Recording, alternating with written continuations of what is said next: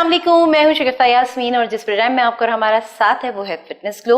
और fitness glow में हम आपको एक्सरसाइजेस के हवाले से बताते हैं। आज का जो हमारा टॉपिक है वो टोटल बॉडी वर्कआउट है। अब टोटल बॉडी वर्कआउट किस तरह से होगा, किस चीज़ से करवाया जाएगा, तमाम बातें जानेंगे। मेरे साथ यहाँ पर डॉक्टर शाहिद मौजूद हैं जो कि डॉक्टर ऑफ फिजियोथेरेपी हैं, स्ट्रेंथ एंड कंडीशनिंग ट्रेनर भी हैं। आइए इनसे मिलते हैं। अस्सलाम वालेकुम। वालेकुम सलाम। डॉक्टर साहब, आज टोटल बॉडी वर्कआउट बिल्कुल विद बॉल। With ball. अच्छा, मैं विद बॉल मैंने नहीं लगाया, विद बॉल यहाँ पे बॉल भी रखी हुई है, तो इसके साथ आप बताएंगे कि किस तरह से वर्कआउट किया जाएगा।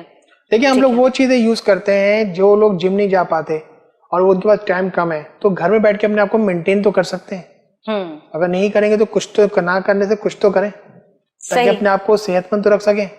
सही। देखिए, अगर आपको वर्कआउट करना है तो किसी भी चीज के साथ आप कर सकते हैं। हाँ, डिपेंड करता है कि वेट कितना कैरी कर रहे हैं उसमें।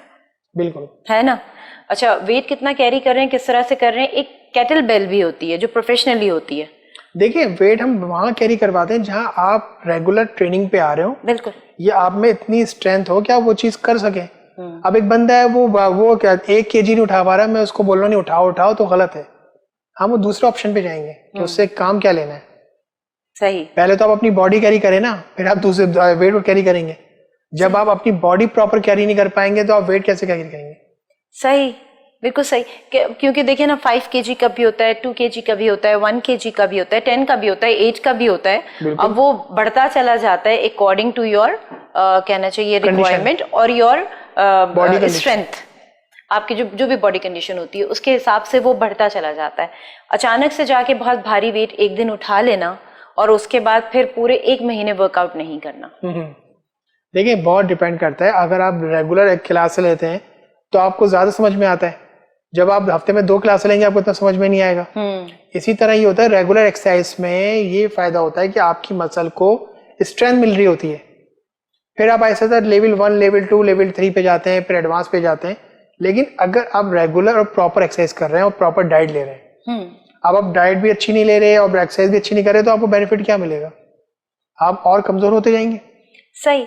तो डाइट का कितना अमल दखल है इसके अंदर? देखिए, डाइट का अमल दखल इतना है कि कम से कम 80 to 70%। अच्छा। क्योंकि अगर मैं जितनी ट्रेनिंग कर रहा हूँ, घर आके अगर आपने खाना पेट भर के खाना है तो फिर ज्यादा चीज है। ठीक है। मैं अगर अपने आप शुगर ज्यादा ले रहा हूँ या बहुत ज्यादा मीठा खा रहा हूँ, जब भी वेट बढ़ेगा। 1 रोटी से 4 रोटियां खा रहा हूँ, जब भी वेट बढ़ेगा। तो डाइट का कंट्रीब्यूशन ये है कि आपको अपनी डाइट पे कंट्रोल करना पड़ता है। लिमिटेड मील लें, भर के मत लें। भले 5 दफा लें, लेकिन थोड़ा थोड़ा करके लें। सही। हजम भी हो और ज्यादा आपको नुकसान भी ना दे। हाँ, बिल्कुल सही बात है। वो वैसे भी कहा जाता है कि आपको यहाँ तक भर के खाने की जरूरत नहीं है। अगर आप ऊपर तक बिल्कुल भर के खा लेते हैं तो आप समझें कि भाई आपने सांस लेने की जगह नहीं छोड़ी। बिल्कुल। तो वो सांस लेने की स्पेस छोड़ना बहुत जरूरी होती है, अदरवाइज इंडाइजेशन भी होगी और आपका वेट बहुत तेजी से बढ़ेगा। ये जो कहा जाता है ना कि मील को डिवाइड कर लें, वो इसीलिए कहा जाता है। देखिए, पेट भर के खाना तो हमारे वैसे भी मना किया है। हाँ। कम से कम थोड़ी जगह छोड़ें ताकि पूरा भर के ना खाएं।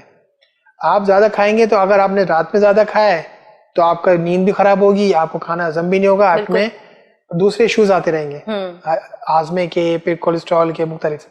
तो लिमिटेड खाना खाएं, थोड़ा थोड़ा करके खाएं ताकि आपको हजम भी हो और आपको नुकसान भी ना दे।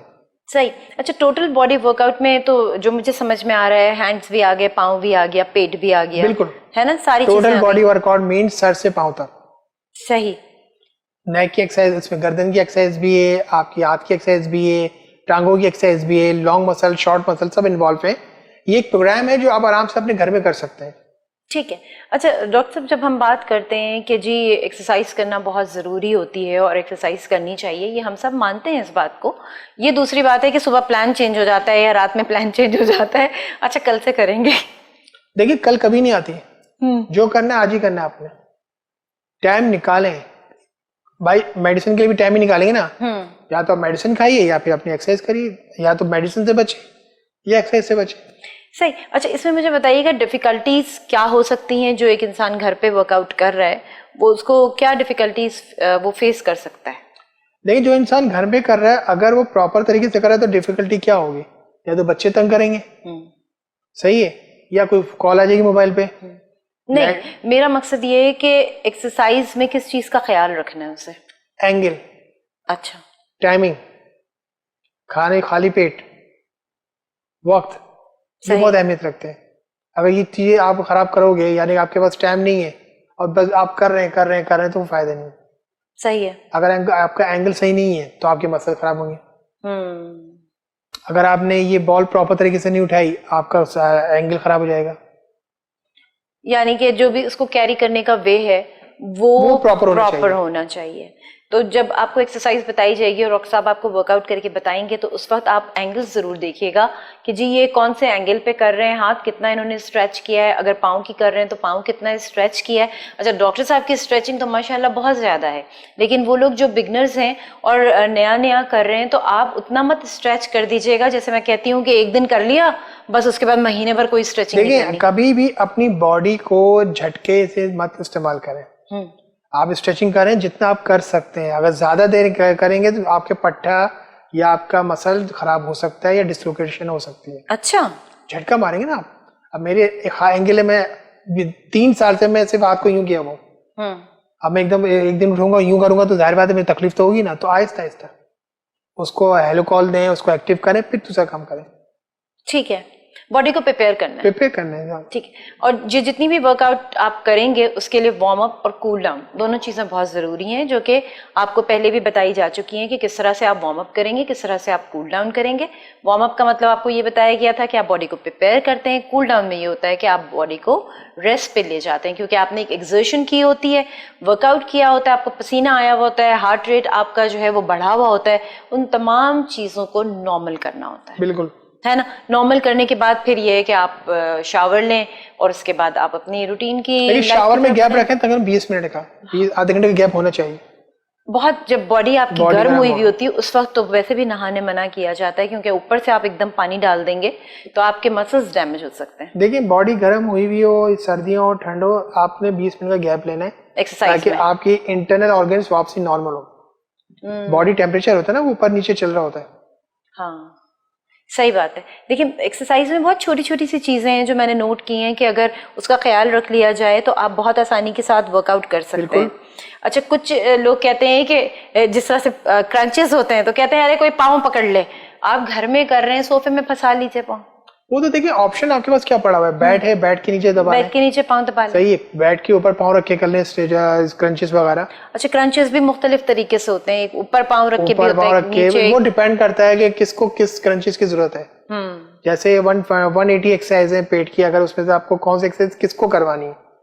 अब मैं एक मूवी देखता हूँ, उसमें बंदा उल्टा लटक के क्रंचेस कर रहा है, जाहिर बात है अब एक बहुत ज्यादा हैवी वेट बंदा है, वो उल्टा लटक के नीचे ही आएगा, ऊपर कहाँ जा पाएगा, उससे वो इंजरी ले लेगा अपने ऊपर। एंटी ग्रेविटी आप जा रहे हैं ना, तो कैसे जाएंगे आप एंटी ग्रेविटी। तो इसलिए हम बोलते हैं कि भाई आप मूवीज देख के काम ना करें, यूट्यूब चैनल देख के आप काम ना करें, आप एक क्वालिफाइड पर्सन के पास जाएं जो आपको एनालाइज करेगा आपकी बॉडी को, वो आपके हिसाब से पूरी ट्रेनिंग ऑर्गेनाइज करेगा ताकि आपको फायदा हो, नुकसान ना हो।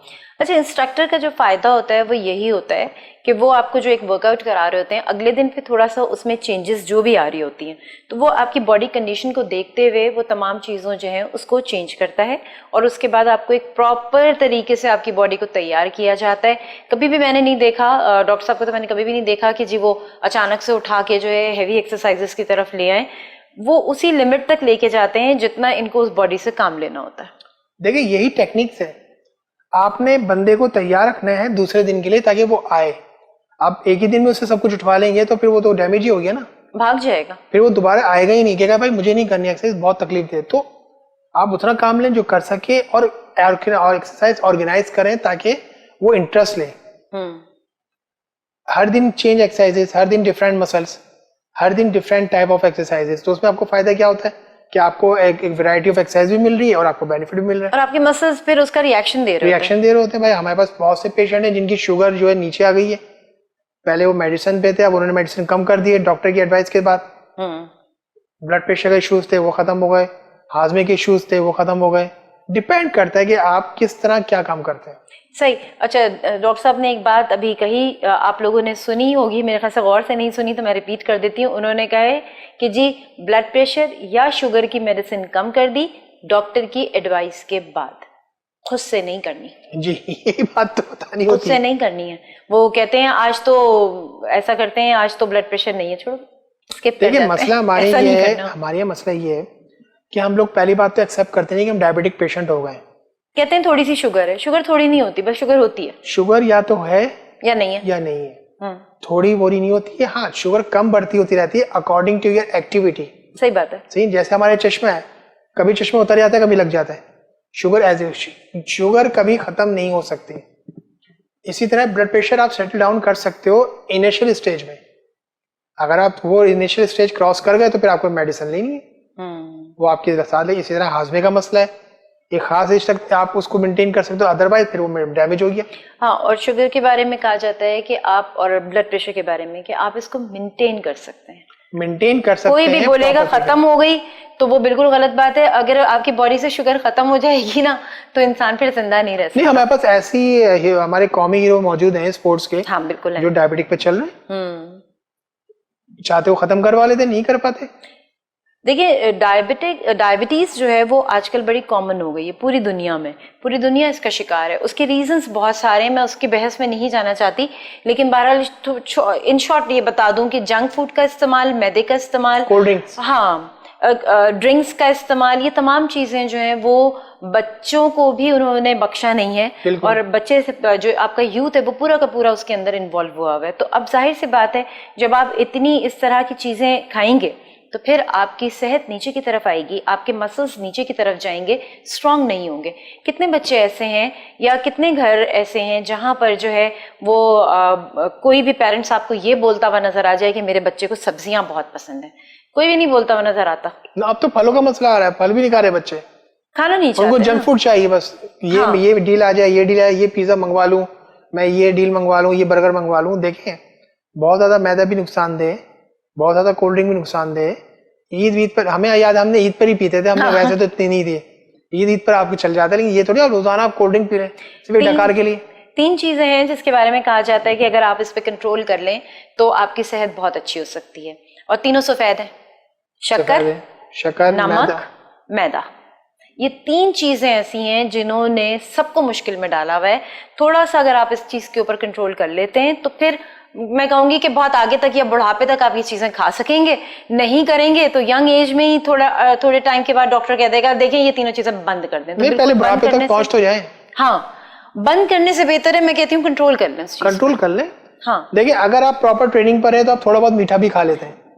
अगर ट्रेनिंग पर आप ट्रेनिंग पर भी नहीं है, आप 2 गुलाब जामुन खा लेंगे, आप उसके बाद फिर जो सामने बैठा हुआ उससे थोड़ा बहुत खा लेंगे आप। असल में चक्कर ये गुलाब जामुन एक समझ नहीं आता ना डॉक्टर साहब गया किधर, तो 2 से कम तो खाया ही नहीं जाता। इससे तो गया कि वो गया किधर, वो सारा जाके जमा हो जाता है, शोर जब भी तो बढ़ती है। हम हमेशा सबको बोलते हैं रात को जल्दी सो, लोग 3-3 बजे तक 4 बजे तक मोबाइल देख रहे होते हैं, उसमें ड्रामे देख रहे होते हैं। तो हमें ये चीज खत्म करनी है ताकि नींद अच्छी हो तो आपकी सेहत अच्छी होगी। अच्छा, ये बात तो है, कहते हैं कि अगर आप रात की नींद का निवल बदल है ही नहीं आपके पास, जो रात की नींद है वो बड़ी इंपॉर्टेंट होती है। वो उस वक्त हमारी बॉडी में जितनी भी तोड़ फोड़ हो रही होती है, जो भी वो कहते हैं पूरे दिन के सेल्स टूट रहे होते हैं, बन रहे होते हैं, ये तमाम चीजें होती हैं। आपकी बॉडी अगर रेस्ट पे नहीं जाएगी, आप सोएंगे नहीं, तो वो जो सेल्स के टूटने और बनने का अमल है वो रुक जाएगा, और जब वो रुक जाएगा तो फिर आप सुबह लेथार्जिक भी फील करेंगे, और फिर आगे जाके आपकी बॉडी में कमजोरी आ जाएगी। कमजोरी क्यों आती है? बहुत सारे रीजंस में एक रीजन जो है वो नींद की कमी भी है। नींद की कमी, पुअर डाइट, उसके साथ साथ पुअर एक्टिविटी। मीन्स मूवी देख रहे हैं तो 2-2 मूवी एक साथ देख ली, कोई काम कर रहे हैं तो 3-3 घंटे एक ही काम कर रहे हैं बैठ के, टीवी देख रहे हैं तो पूरे सीरियल एक साथ देख लिए, तो नुकसानदेह। अच्छा डॉक्टर साहब, एक चीज बताइएगा, क्योंकि हर मुल्क का अपना एक कॉन्सेप्ट होता है। हमारे मुल्क का कॉन्सेप्ट ये है कि शोल्डर बोन छोटी होनी चाहिए, जो कि मैं पूरी दुनिया में देखती हूँ, पूरी दुनिया में वो ब्रॉड शोल्डर्स को बहुत अप्रिशिएट करते हैं और वो उसको मेंटेन करते हैं। देखिए, हमारे मुल्क का नहीं, हमारे यहाँ जो रेशियो देखा गया है वो ये देखा गया है, ज्यादातर जो प्रेफर करते हैं नैरो शोल्डर, खासतौर पर, ताकि उससे शायद उनका वेट कम नजर आए। हालांकि उससे फायदा ये होता है, अगर आपके हिप जॉइंट बड़ा है या हिप एरिया बड़ा है तो आप शोल्डर को स्ट्रॉन्ग बन दें ताकि वो पूरा बैलेंस हो जाए। ठीक है, अदरवाइज वो खराब हो जाएगा, आप यूं लगे बैलेंस में नहीं रहेगी बॉडी। तो वो लोग टेक्निक से काम करते हैं, हम लोग टेक्निक पे काम नहीं कर पाते। सही। आपका ट्रेनर बोलता है मैं आपको एक हफ्ते में 20 kg गिरा दूंगा, ये पॉसिबल नहीं है, मेडिकली नुकसानदेह है। अच्छा, यहीं से मैं कंटिन्यू करूंगी डॉक्टर साहब कि जब वो एक हफ्ते में 20 kg गिरा दें, ये चैलेंज और वो चैलेंज, तो इसके हवाले से मैं बात करूंगी, लेकिन थोड़ी देर में। फिलहाल हम जा रहे हैं छोटे से ब्रेक पे।